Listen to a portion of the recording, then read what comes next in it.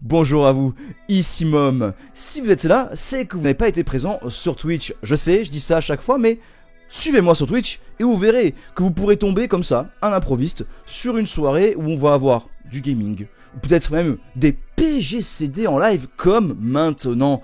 Puisque, en fait, ce qui s'est passé, j'ai lancé le stream et je me suis dit, tiens, on va un petit peu chercher dans mes fichiers un sujet que j'aurais voulu évoquer depuis longtemps, mais que, pour des raisons X et Y, je n'ai pas pris le temps de faire.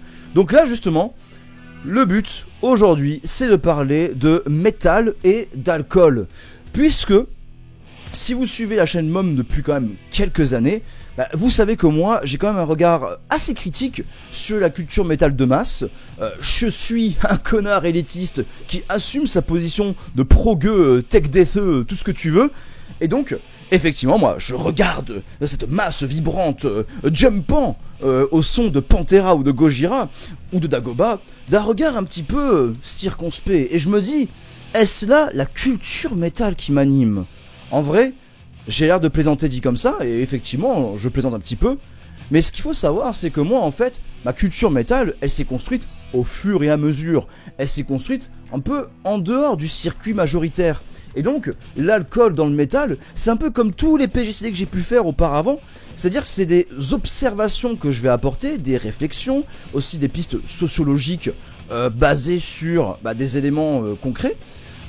Où justement, on va pouvoir se dire, remettre en question aussi les bases en fait de la culture. Parce que moi, en fait, je suis un petit peu en dehors de tout ça, j'ai un peu ce regard distant. Et c'est vrai que dans PGCD, vous avez l'habitude que je suis là à dire des choses que peut-être, je sais pas, ça a déjà été dit à côté, je sais pas. En tout cas, voilà, moi je partage ces points de vue, ces réflexions, et ça permet justement de débattre, de discuter. Donc, encore une fois, l'espace commentaire est là pour ça, on débat, on discute. Sur Twitch, les gens du chat, n'hésitez pas, allez-y, salut Anthracite, j'espère que tu vas bien. Et voilà, en fait, on est parti pour parler justement alcool dans le métal. Donc, je disais, si vous me suivez depuis quelques années, vous savez que justement, moi j'ai un rapport déjà personnel avec l'alcool où évidemment, en fait, j'ai eu tendance à avoir des pratiques, mais en tout cas des consommations qui pouvaient être problématiques. Et déjà, partons de la base. À quel moment on parle d'une consommation problématique d'alcool ? Eh bien, en fait, ça te pose la question de qu'est-ce que c'est une addiction ? L'addiction, en fait, c'est ce qui nous fait perdre pied, c'est ce qui nous fait perdre le contrôle. Et justement, c'est souvent dans cette ordre d'esprit qu'on va se diriger vers des pratiques particulières ou des consommations particulières. Parce que justement, nous sommes dans un quotidien où on doit contrôler, où on doit toujours se diriger, où il faut toujours avoir l'esprit affûté. Et à des moments, t'as juste envie de lâcher prise. Et donc, tu sors avec tes potes, tu prends un petit verre, 2 petits verres, 3 petits verres, et ainsi de suite. T'es bien, t'es détendu. Pareil au niveau de la clope. T'es stressé, t'es tendu, tu te prends une petite clope, et tu t'es détendu. Ou alors, t'as passé une journée de merde, tu vas faire grosse muscu, et t'es bien. Le point commun entre tout ça, c'est pas forcément l'élément chimique, parce qu'il y a effectivement de l'addiction physiologique, mais aussi l'addiction psychologique. Et là déjà, il faut faire une première distinction, c'est que l'addiction physiologique, l'addiction chimique, c'est quand vraiment tu prends une substance qui va jouer sur ton cerveau, et ton cerveau va s'habituer à cette substance que tu inocules à ton corps. Le tabac par exemple, le tabac, ça va jouer sur tes neurotransmetteurs, ça donne une addiction chimique. L'alcool, c'est pareil, ça va désinhiber ton cerveau, ça va jouer sur tout ça. Bonsoir Annihilator, j'espère que tu vas bien. Et donc, l'alcool va avoir un effet sur ton cerveau, ça va donner une addiction chimique. C'est pareil pour en fait les opiacés, les drogues et tout ça, c'est des addictions chimiques. Et en fait, ce qui est pernicieux, c'est qu'il y a aussi l'addiction psychologique. En fait, ce qu'il y a, c'est qu'il va y avoir une pratique de quelque chose qui va t'apporter du bonheur, et en fait, tu vas être addict au fait que cette activité va soumettre ton cerveau au cycle de récompense. Typiquement, je parlais de la muscu, il n'y a pas d'addiction chimique à la muscu. Et tu peux avoir une addiction physiologique. Parce qu'en fait, quand tu vas faire de la muscu ou du sport, ton cerveau va rentrer dans un cycle de récompense, tu vas avoir la dopamine et l'endorphine qui font leur œuvre, et je dis ça parce que je l'ai connu, j'ai eu une addiction au sport, que vraiment, en fait, j'en étais à un point où il fallait que je fasse du sport tous les jours, et si j'avais pas ma séance, Oh purée. C'est pas seulement que j'étais soupolé. C'est que là, la soupe au lait, elle débordait de partout, ça faisait péter les fusibles, et du coup, la maison était sans dessus-dessous. Vraiment, en fait, encore une fois, un des éléments clés de l'addiction, c'est le fait que ça prenne beaucoup de place dans ta vie, et que tu perdes le contrôle. Et qu'en fait, en gros, cette addiction vient prendre le pas sur des activités, sur des priorités aussi, et en gros, tu es soumis à ton addiction. Tu es même parfois défini par cette addiction. Et là, justement, vous voyez la petite transition vers le métal. Parce que, moi je suis sûr, on fait un micro-trottoir, on demande aux gens, tu sais, en mode la famille en or, les 5 mots qui définissent le heavy metal, la picole va arriver en tout premier. C'est quasiment certain. La picole et la bofferie. Je pense que les deux sont liés. Et aussi des musiciens exigeants, et aussi des gros connards que progueux. Bref. Je pense que si on fait, si le métal était un thème d'une famille en or, l'alcool arriverait assez vite. La droge aussi, hein, Elrico qui dit que le sport c'est pas bon depuis le temps que je le dis. Oui, mais justement, le sport quand même c'est bien de prendre soin de soi, mais quand même mine de rien. Et du coup, oui, les cheveux, évidemment, les cheveux. Ah, attends, un instant parce que j'ai eu un petit problème de... Voilà, là on est bon. Heureusement que je suis à l'affût. Donc... Justement, comme j'expliquais, le problème c'est quand justement on peut se définir par une addiction. Et là, je parlais justement du fait que l'alcool quand même est un élément structurant de la culture métal dans le sens où, effectivement, Maxima dit les cheveux connaît pas, mais c'est pas grave Maxima, tu es toujours dans nos cœurs. Tu es un métalleux du cœur. Je sais que t'aimes Gojira. Et donc, ce qu'il y a, c'est qu'effectivement, l'ADN de la culture rock et la culture métal par extension, c'est la consommation d'alcool. Puisque, en fait, ce qu'il faut bien comprendre, c'est que la culture rock puise quand même dans une certaine contre-culture qui va s'opposer à la culture de masse. Et en fait, comme je disais, au début de PJCD, et encore une fois, n'hésitez pas à débattre, hein, mais ce qu'il y a, c'est que, comme on est dans un quotidien où on est toujours en contrôle, où on est toujours dans justement le fait qu'on est vraiment dans un... Des fois on se sent aspiré, déposséder son identité parce qu'on est dans un quotidien qui nous correspond pas. Et bien on veut lâcher prise. Et donc on veut s'opposer un petit peu à ce rythme qu'on subit en se mettant dans une situation, dans un contexte où on est maître de soi-même et maître de ses choix. Voilà, j'ai choisi d'être avec mes potes, j'ai choisi d'être de consommer ça avec eux. Du coup, Youm le sushi, info random, les coccinelles sont des coléoptères, tout comme les cafards, exactement. Tu as tout à fait raison, bienvenue à toi, Youm le sushi. Je sais pas si tu es une personne curieuse de culture heavy metal, mais voilà, installe-toi, mets-toi bien, y a pas de souci.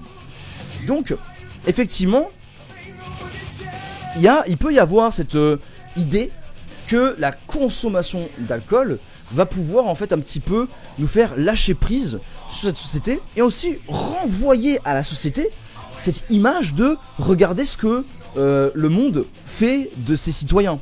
Et là, j'ai pas besoin d'aller piocher très loin. Si tu prends la culture punk des années 70, justement en face au gouvernement Thatcher, l'idée c'était de montrer un peu au gouvernement de l'époque, regardez la jeunesse que vous voyez là, cette jeunesse débraillée, cette jeunesse punk, cette jeunesse qui se drogue, cette jeunesse qui boit, cette jeunesse qui ne travaille pas, cette jeunesse no future, c'est la jeunesse que vous avez conçue. Cette jeunesse que vous ne voulez pas voir et que vous ne pouvez pas assumer, elle a été élevée par vous. La génération que vous trouvez débile, décadente, elle est issue de votre éducation. Elle est ce fruit pourri provient de l'arbre pourri. Donc, c'est pour ça que justement, un des slogans de la culture punk des années 70, c'était « We are flowers in a dustbin ». Des fleurs, donc l'espoir, le fait de la floraison, le fait de grandir, la partie du fruit, dans une poubelle. Parce que la poubelle, en fait, c'est le monde créé par des puissants tels que Thatcher. Et donc, l'alcool, la drogue, le côté de de lâcher tout contrôle et de s'en foutre royalement, c'est une manière de dire, voici l'image que votre monde renvoie. Voici, nous sommes la créature que vous avez engendrée. Donc voilà, ça c'est un des éléments que l'on peut voir dans justement le lien alcool, culture rock, culture métal. Mais il n'y a pas que ça. Il y a aussi le fait que, mine de rien, l'alcool, c'est un élément qui va désinhiber. Un élément qui va permettre notamment d'oublier. Un pansement, on va dire, artificiel. N'oublions pas que la culture rock des origines des années 50, on a des vétérans de guerre. Des gens qui ont subi des traumatismes. Et justement, ça je renvoie à la vidéo de Maxwell sur la sape dans le métal, mais l'idée c'était que ces vétérans, revenus dans la vie civile, en fait ils étaient complètement fucked up, ils étaient complètement détruits. Non seulement ils avaient vécu les horreurs de la guerre et ils n'ont pas été pris en charge de manière psychiatrique, mais en plus ils avaient vécu tellement l'enfer que le cadre militaire, avec justement cette fraternité hyper puissante, comme ils retournaient dans la vie civile, ils ne retrouvaient pas cette fraternité, finalement, se faire un bon club de motards avec la hiérarchie militaire qui est copié-collé de ce qu'ils ont connu à l'armée, finalement c'était une manière de retrouver cette hiérarchie, cet ordre qui leur a permis de tenir durant les moments difficiles. Et donc, à cela, l'alcool, c'est un petit peu comme j'ai dit le pansement artificiel, c'est face à des tourments et des traumatismes qui n'ont pas été soignés, picoler, ça permet d'oublier, hein, boire pour oublier, je l'invente pas. Et ça, mine de rien, ça a marqué toute la culture rock et par extension la culture métal. Puisque justement, mine de rien, la culture rock, la culture métal, elle peut émerger, je dis bien, elle peut émerger de souffrance. Elle peut émerger de cette volonté de s'opposer. Encore une fois, le côté punk. J'ai bien dit, elle peut. Puisqu'il faut quand même aussi défoncer un mythe. Et c'est pour ça, là on commence déjà à rentrer dans la critique de alcool et métal. C'est que tu peux être artiste sans être totalement défoncé. Tu peux être artiste sans être quelqu'un totalement triste. Et justement, le problème c'est qu'on est avec la conséquence du 19e siècle. Et finalement, si on parle alcool et métal, il faudrait parler aussi opium et romantisme. Dire non, mais le problème c'est que à cause du romantisme et du mythe du poète maudit, voilà, dans l'imaginaire collectif, je veux dire, pour être un vrai artiste, faut être déprimé, faut être complètement sous l'emprise de substances, il faut être torturé parce que tu comprends, le monde me comprend pas, et donc j'ai ce besoin impérieux d'exprimer ce message au monde entier parce que je suis torturé. Non, non, il peut y avoir aussi du vrai art, du vrai, hein, du prenant, du puissant, dans la joie, même dans la rigueur, dans la discipline. Donc, voilà, la romantisation de la dépression et de l'alcool, nous dit Anna, c'est exactement ça. On peut pas vivre sans alcool et sans droge. Non mais c'est... Voilà. Et mais ce qu'il y a, c'est que on a cette image, voilà, de l'artiste torturé qui pond son chef-d'œuvre sous l'emprise de substances, parce que tu comprends, les substances, ça a ouvert ses chakras et tout ça. Enfin, ça c'est un autre débat.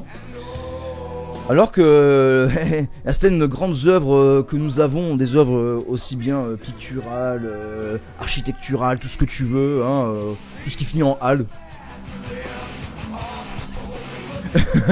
En fait, il y a plein d'œuvres en fait qui ont été faites par des personnes qui n'avaient aucun problème d'addiction. Il y a même des œuvres qui sont magistrales et qui sont des œuvres de commande. Et là, je renvoie du coup à la dernière vidéo de Max Wayne sur Nickelback, qui justement met un bon pied de nez en fait à cette image d'Épinal de l'artiste torturé, et que en fait si t'es bien portant et si t'es en bonne santé et que tu fais des productions ou quoi, non mais en fait t'es juste un vendu qui essaie de profiter et vouloir faire du fric, n'importe quoi. Donc du coup, dans cet ordre d'idée, effectivement, il y a cette image que, voilà, le musicien métal, il doit se déchirer la gueule parce que ça fait partie de, j'ai envie de dire, du décorum de l'artiste rock. Hein, voilà. Donc justement, Jimi Hendrix, il se torchait la gueule, il se prenait en plus des cocktails de droge et compagnie, il est mort à 27 ans, le fameux club des 27. Voilà, on idéalise une culture qu'on n'a pas, on essaie de se mettre en danger, nous en tant qu'auditeurs, genre, je vis la rock life. Mais qu'est-ce que tu parles, toi, c'est bon, t'as bu une Heineken tiède et t'as pris un Doliprane, n'essaie pas de faire genre, ça y est, t'es un rocker, tu vois, enfin, à un moment, zut, quoi. Mais voilà, il y a ce côté-là, il y a ce côté, un petit peu, je parlais du coup en premier lieu de, en fait, l'origine de l'alcool comme pansement à des personnes qui étaient un petit peu, voilà, des solutions qui ont été trouvées par des personnes qui étaient en souffrance. Mais en deuxième lieu, il y a ce côté, voilà, on veut faire comme si... Dire voilà, ouais, moi je suis un vrai, je suis un pur, je suis un dur, je suis de l'alcool, je suis métal. Voilà, ça c'est un des éléments aussi qui ressort, quoi. Et ça, en fait, ça rejoint ce que je disais sur le fait que il y a aussi le fait de se définir par sa consommation. C'est que, ben, justement, combien de fois vous avez, même je pense que beaucoup de personnes que vous connaissez, qui se sont lancées dans le métal et tout ça, même vous, je pense, parce que moi c'était le cas aussi. Tu vois, tu commences à fréquenter des gens dans le milieu métal, on propose une binouse. Mais en même temps, quand tu vois des groupes comme Tankard qui ont fait leur carrière complète sur la bibine, quand tu vois qu'une grande partie du thrash metal est centrée sur les questions d'alcool et compagnie, le côté, voilà, enfin, The Art of Partying, je crois que c'est Municipal Waste, si je dis pas de bêtises. Bref, voilà, encore une fois, c'est compliqué. Et là, on en vient justement au troisième point, c'est le fait qu'en fait, l'alcool est omniprésent dans la culture métal. L'alcool a toujours été là. Et justement, on ne compte pas le nombre d'artistes qui étaient mais complètement addicts, accros. Et tu vois, je pense au leader de Typo Negative, qui avait une... donc Typo Negative, je vais retrouver son nom.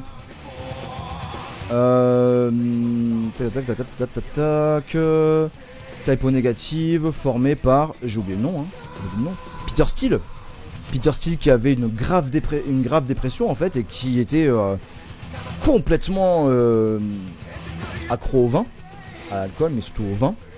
En même temps, t'as un gaillard de 2 mètres de 2 mètres 10 pour 120 kilos, faut y aller pour te mettre une murge. Et voilà, c'était quelqu'un d'hyper anxieux. Et du coup, voilà, il noyait son oxydant à l'alcool. Et ça crée justement ce genre de mythe du, encore une fois, du poète maudit, machin. Après, l'alcool était déjà présent dans la société occidentale à tous les niveaux. Exactement. Alors là, on pourrait aller beaucoup plus loin, Enrico. Et là, effectivement, tu évoques un point que j'ai pas forcément eu l'idée d'évoquer, mais on pourra en parler après. Je le mets dans un petit reminder, j'en parlerai après. Mais du coup, voilà, enfin, il y a vraiment cette idée que l'alcool et le métal, c'est indissociable. Et en plus, enfin, encore une fois, comme je disais, il y a les musiciens qui du coup ont des problèmes d'addiction et c'est présenté et parfois ils en parlent. Je pense aussi à Mike Portnoy. Mike Portnoy qui avait des problèmes d'addiction d'alcool et que justement un morceau comme This Dying Soul sur Train of Thought, ça parle de son addiction à l'alcool. Mais justement, ça parle de son addiction, c'est pas en train de faire l'éloge de la consommation d'alcool. Alors là, faut forcément évoquer Hailstorm. Hailstorm, Ale c'est la tisse quoi, c'est la bibine. Hein. Tempête de bière. Hein. Petit jeu de mots, après je pense qu'il y a un jeu de mots que j'ai oublié depuis le temps. Alors Hailstorm déjà, on fait un point Hailstorm, mais le premier album il est bon. Hein.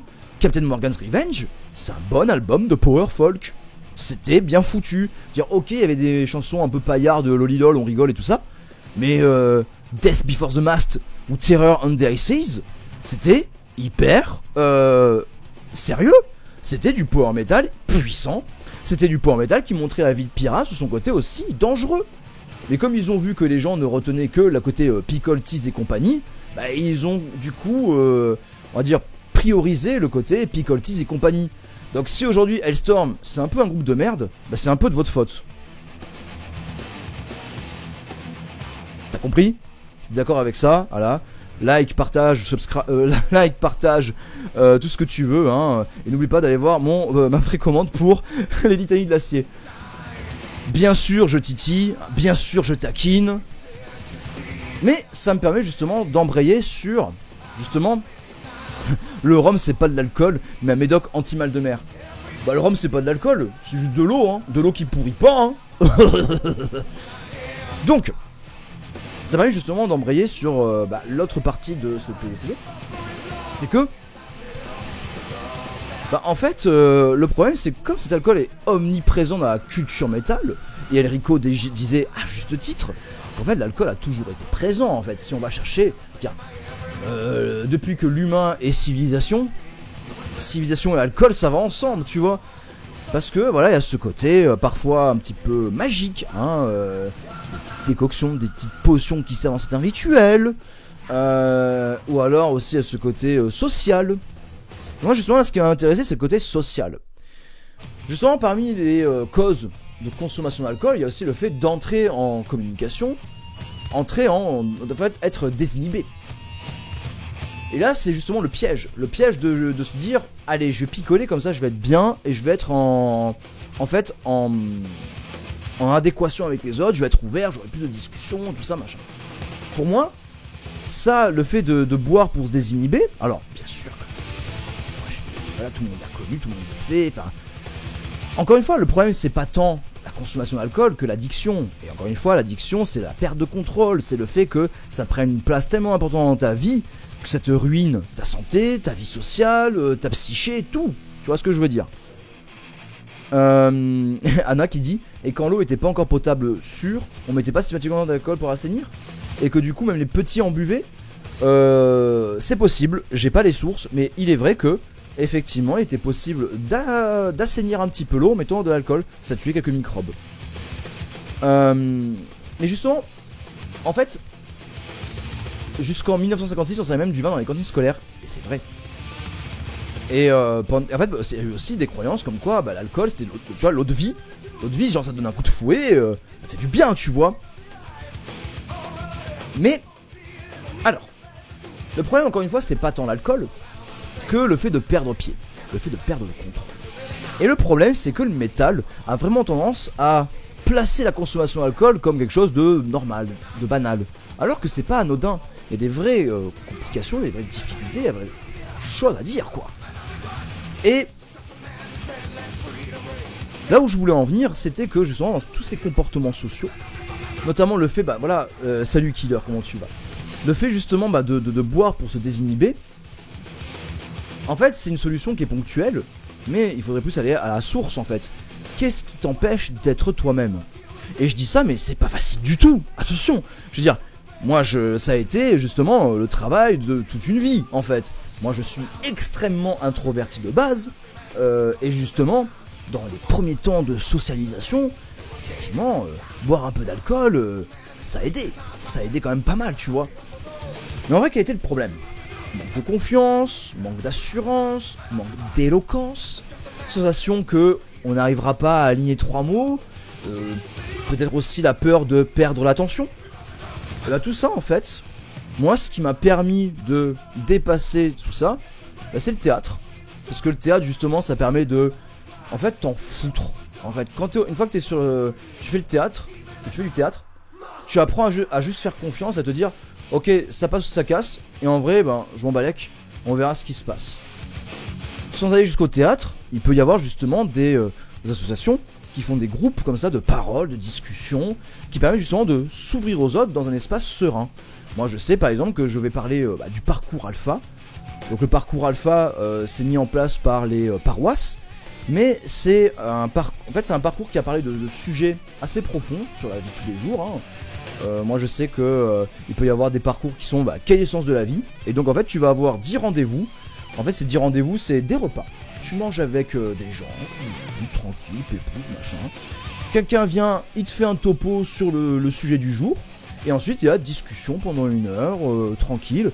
C'est aussi bien pour des convertis, mais pas forcément des convertis catholiques, hein. Ça peut être de tout horizon.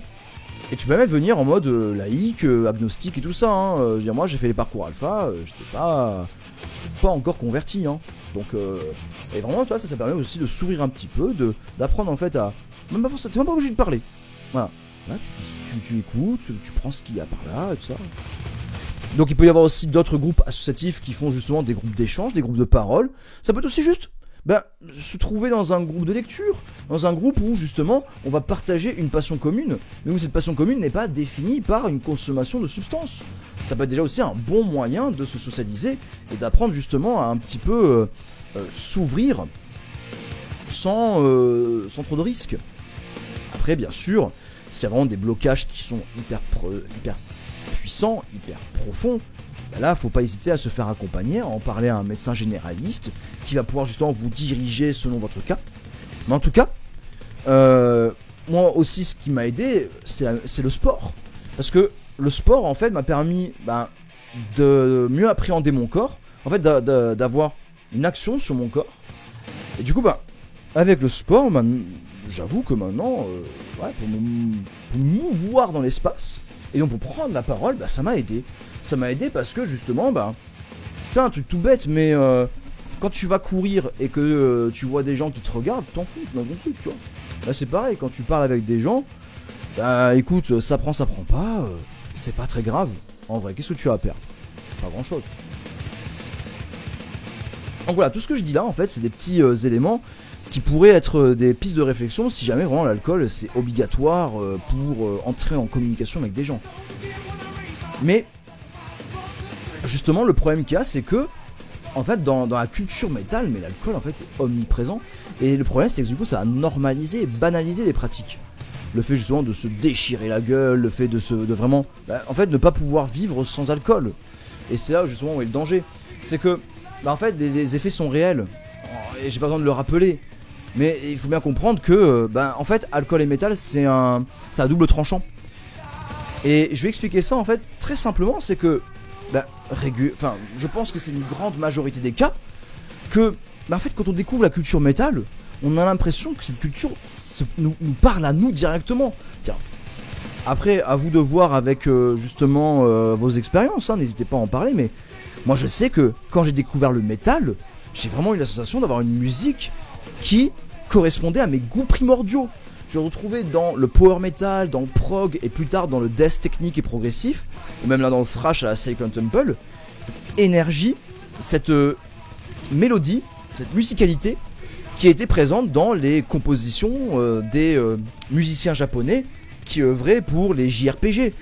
Donc vraiment j'ai retrouvé quelque chose d'assez primordial, et heureusement que j'ai découvert le métal de mon côté, parce que si quelque chose qui me ramène à l'enfance devait être associé à la consommation d'alcool, alors c'est pernicieux, parce que quelque chose qui me rappelle mon essence première, et là du coup je trouverais un élément qui correspond en tant qu'adulte mais lié à l'alcool.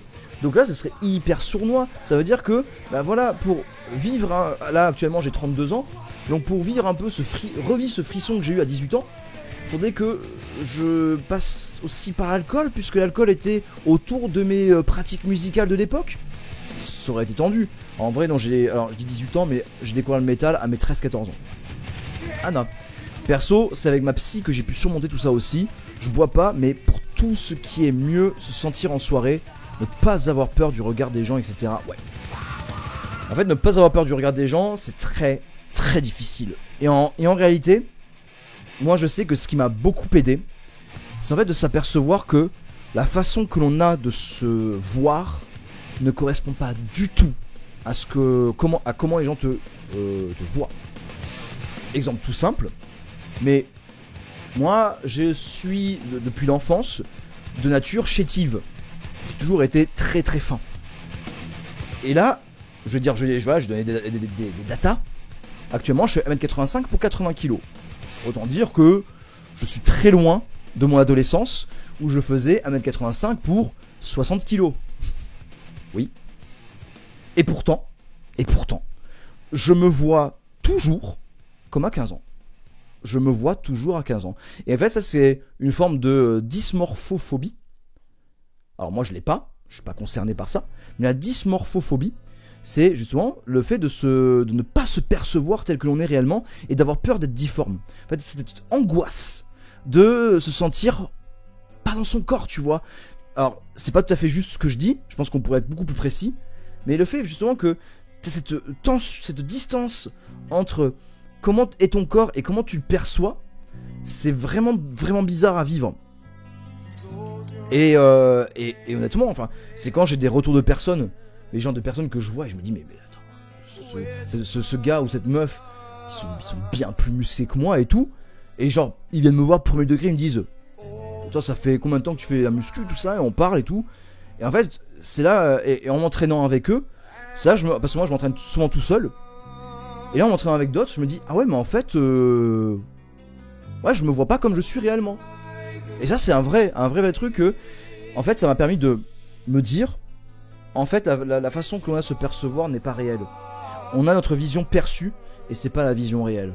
Alors c'est pour ça que moi une fois que j'ai compris ça, ça allait beaucoup mieux. Et ça ramène un peu ce que je disais sur d'autres PGCD, c'est que on n'écoute pas du métal pour prouver quelque chose aux autres. Et pareil, on a pas besoin de boire de l'alcool pour prouver quelque chose aux autres. Surtout que l'alcool social c'est hyper compliqué, genre si tu bois pas, tu passes pour le relou, t'es là en mode ah mais attends, si tu bois pas, t'es vraiment chiant et tout.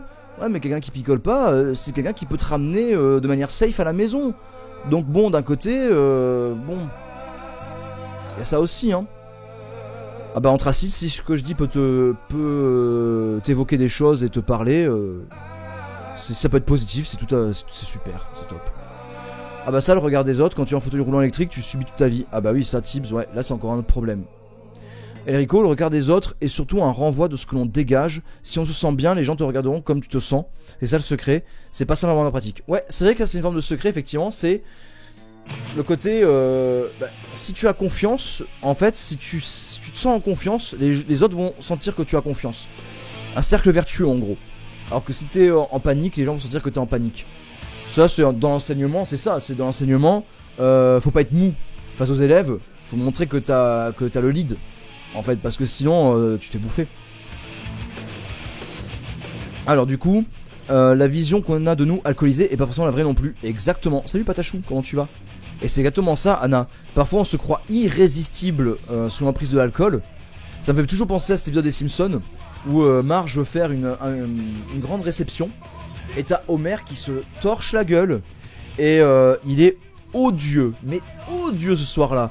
Notamment c'est le moment où il y a Maud Flanders qui est devant la table comme ça pour se servir à manger.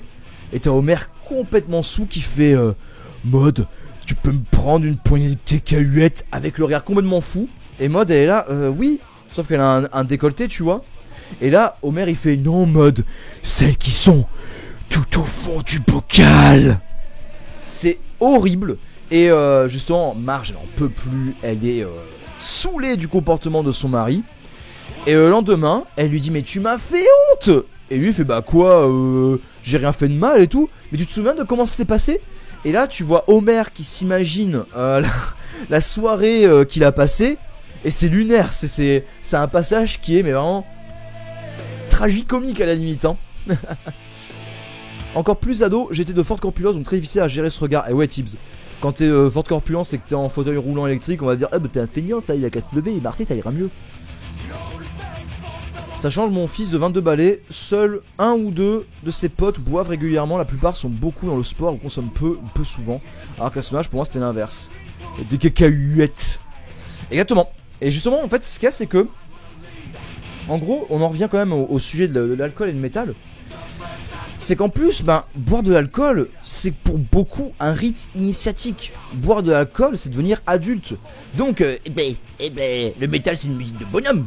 C'est une musique d'adulte, donc nous on picole. Si tu picoles pas, c'est que t'es un gamin. Non, en fait, si je picole pas, c'est aussi parce que j'ai pas envie de perdre le contrôle. Si je picole pas, c'est aussi parce que des personnes de ma famille sont mortes à cause de l'alcoolisme, ou sont mortes sous l'emprise de l'alcool. Peut-être parce que si je bois pas, c'est parce que moi-même j'ai des problèmes d'addiction et donc j'ai pas envie de finir dedans. C'est pas des exemples perso là, hein. Je donne des contre-arguments. Si je bois pas d'alcool, c'est aussi parce que j'ai vu des gens se comporter n'importe comment et que j'ai pas envie de leur ressembler. Peut-être que je bois pas d'alcool parce que j'ai envie d'avoir un mode de vie sain, en fait. Parce que l'alcool, ok, occasionnellement ça fait pas de mal, mais bon, j'ai quand même pas envie de mettre du poison dans mon corps.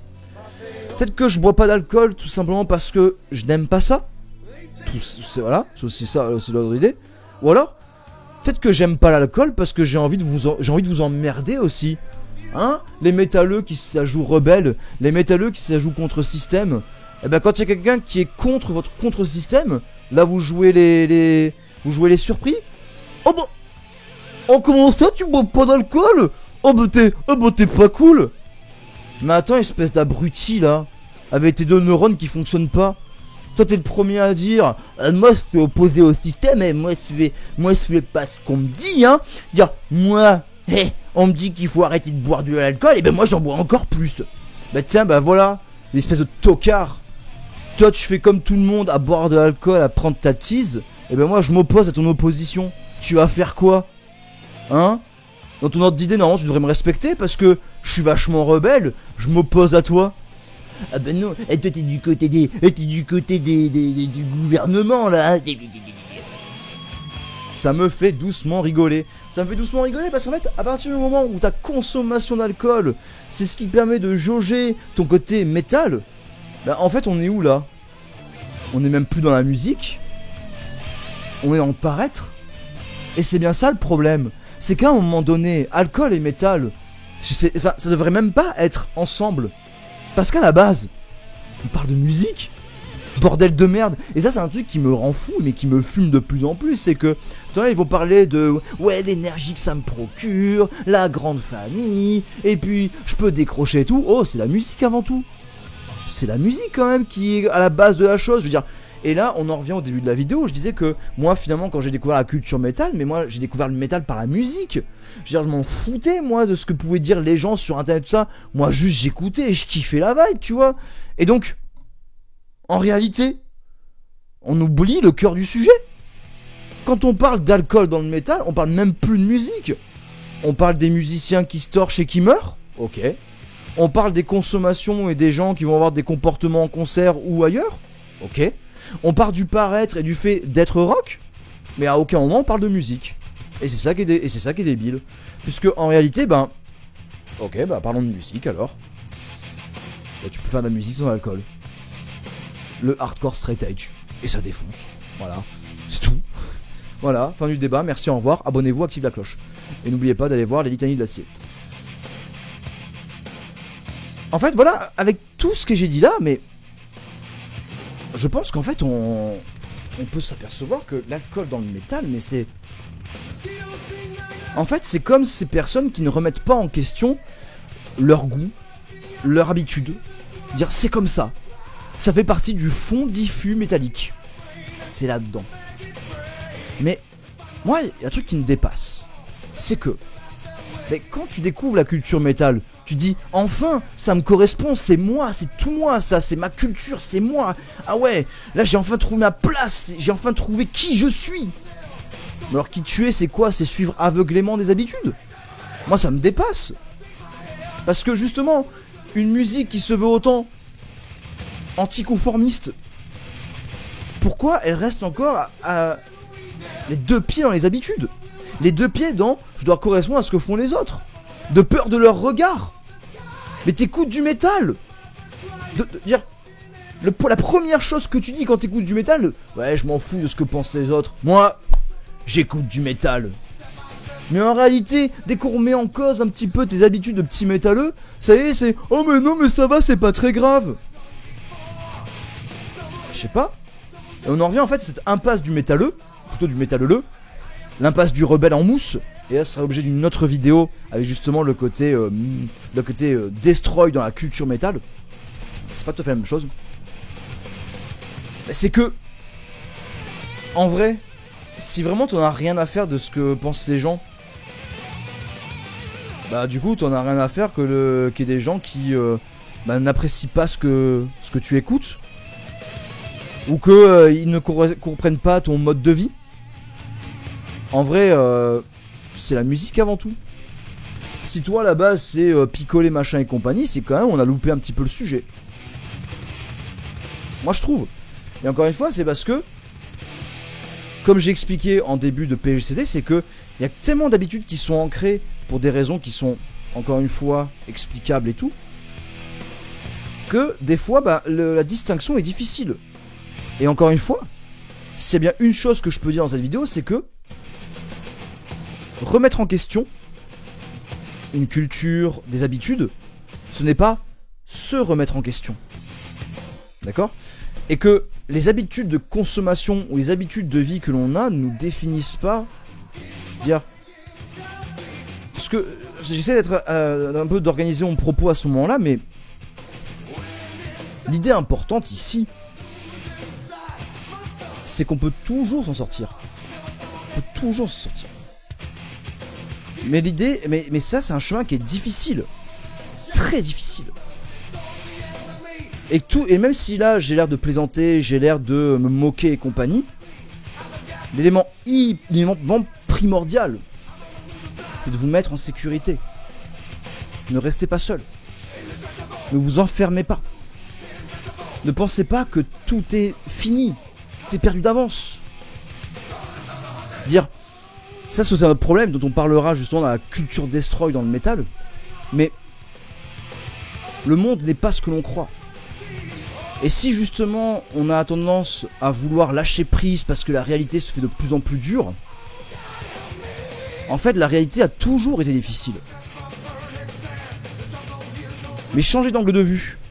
voir la lumière là où elle ne semble pas être, c'est un véritable travail. Un travail de fond. Et vraiment, s'il y a un message que je dois adresser pour terminer ce PGCD, avant de lire quelques messages du chat, c'est vraiment, ne restez pas seul. Vous n'êtes pas des fleurs dans une poubelle. Non. Vous avez tous et toutes le droit à la dignité. Voilà. Alors, voyons voir un petit peu ce que vous avez dit dans le chat.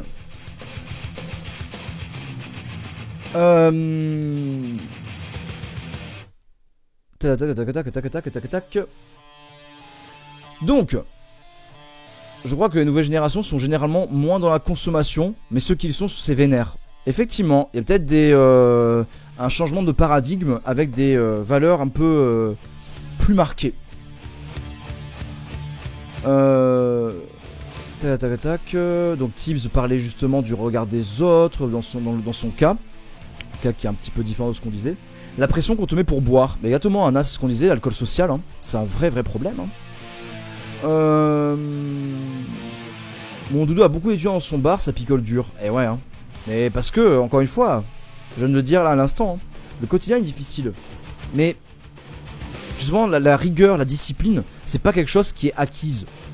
Enfin, qui est inné, pardon. Ça s'acquiert, mais ça demande beaucoup d'efforts.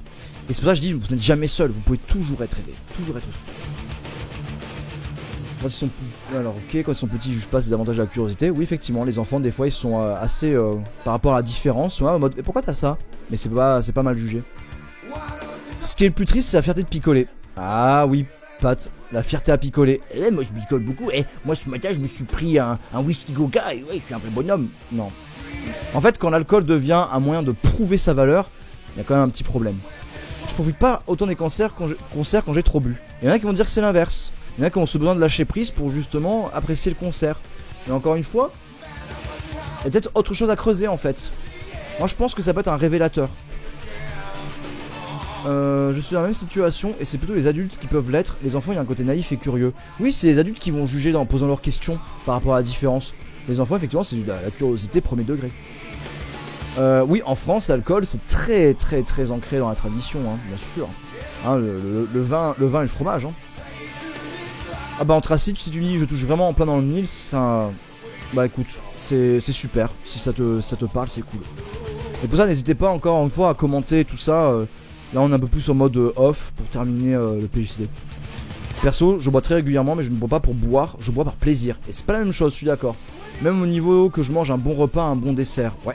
Mais je sais aussi que je suis addict, même si je ne mets pas des races. Ce n'est pas la quantité qui fait addiction, mais la répétition. Tu as tout à fait raison. En fait, c'est le côté perte de contrôle que j'expliquais. C'est qu'en gros, en fait, tu as une répétition qui se fait et tu t'en rends même pas compte parce que tu deviens soumis à ton habitude. Et ça peut être pour plein de choses. Parce que je parlais de l'addiction physiologique et l'addiction chimique. L'addiction chimique, c'est le pire parce que ça peut devenir aussi une addiction... Pardon. Yes, je me suis gouré. Addiction psychologique, addiction chimique. Et le problème, c'est que l'addiction chimique peut s'accompagner de l'addiction psychologique. Et là, c'est compliqué. Faut pas oublier que les gros alcoolisés que vous croisez tous en concert sont très souvent plus sages au quotidien. Donc c'est possible. Ou pas. Ou pas. Il n'y a pas de... Je veux dire, il n'y a pas de... Il n'y a pas de figure obligée. Il y a énormément de cas. De cas très différents. Comme la prévention m'a expliqué. Bah oui, la prévention m'a expliqué. Bah, les enfants regardent, les adultes détournent le regard. Ah oui, t'as raison, bah Annihilator. C'est vrai par rapport à la différence. Ouais. Et les adultes ont la voix qui porte, oui. On m'a souvent poussé à boire pour se déculpabiliser de boire. C'est un déni de ouf. Oui, bien sûr. Genre, oh mais je vais pas être tout seul à boire. Allez, tu prends un coup avec moi. Classique. Et en plus, comme des fois en festival, t'as là, ouais, levez votre verre et buvez avec moi. Le validisme social. Et ça dans le métal, oh, validez-moi, regardez, je suis un weirdo, je suis quelqu'un de différent. Validez-moi dans ma différence. Ça aussi, hein, c'est un vrai problème. Combien boivent du vin à table tous les jours, dans le chat ou l'apéro tous les soirs, si c'est pas trop indiscret? Ah bah là, c'est la question que pose Enrico. En fait, encore une fois, on l'a déjà dit, mais ce PGCD a pour but, déjà, de questionner notre rapport à la culture métal, comme c'est déjà le cas depuis plusieurs années. C'est aussi une manière de voir les choses autrement, une manière aussi d'apporter un petit peu d'histoire, un petit peu de sociologie, de psychologie et compagnie dans tout ça. Mais l'idée vraiment, voilà, c'est de parler de ça. Donc encore une fois, l'espace commentaire est ouvert. Encore une fois, le respect est de mise. Et encore une fois, eh bien, on n'est pas là pour juger. Voilà, à aucun moment j'ai dit ouais, regardez ces gens qui picolent et tout ça. Ça marche pas comme ça. Mais honnêtement, voilà, je reviens à mon exemple. Moi, j'ai pu avoir des moments d'addiction avec l'alcool. Et en fait, il m'a fallu un déclic. Mais ce qui est, en tout cas, sûr et certain, c'est que depuis que j'ai d'abord arrêté, et maintenant, c'est vrai que j'ai une consommation très, très occasionnelle. Mais vraiment, c'est très rare. Hein. C'est peut-être 1 ou 2 consos dans le mois et pas plus. Alors qu'avant, oui, avant une soirée, je pouvais boire 1,5 litre, 2 litres, pas de problème. Là, maintenant, plus du tout. Maintenant, c'est une conso, c'est un demi, voilà, pour le goût. Et encore. Et ben, honnêtement, enfin, ça m'a changé. Ça m'a changé. Je veux dire, j'avais plus d'énergie, je dormais mieux.